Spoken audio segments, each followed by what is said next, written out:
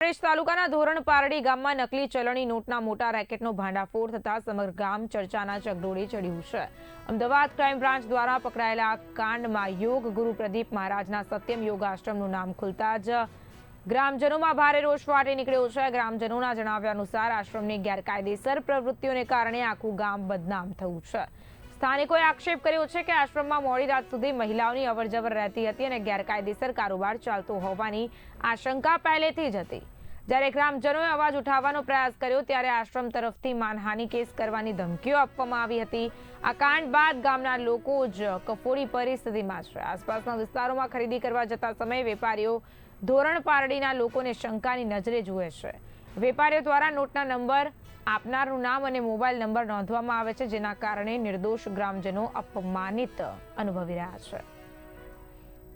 જે રીતે આશ્રમનું નામ આવ્યું છે નકલી નોટના ગામ માટે કેટલું શરમજનક ગેટ બંધ થઈ ગયા છે।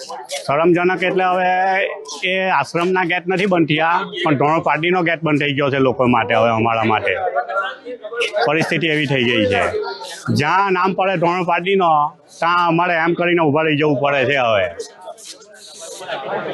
આજે 500ની નોટો તમે આપો બીજાને તો કેવી શંકા નજરે? એ તો અમારે 5 કિલોમીટરના એરિયામાં કઠોળ છે, કામરેજ છે, કીમ છે, ત્યાં ચોપડા બનાવી દેવામાં આવ્યા છે। ધોરણ પાર્ટીનો આવે ઓળખીતા જોઈ બધા, એટલે ચોપડા બનાવી દેવામાં આવ્યો। કોણ આપી ગયો, ક્યારે આપી ગયો, બધું જ નોંધાય છે હવે તો। નોટ નંબર ને મોબાઈલ નંબર? હા, ને નામ નંબર સાથે, અમારા નામ નંબર સાથે।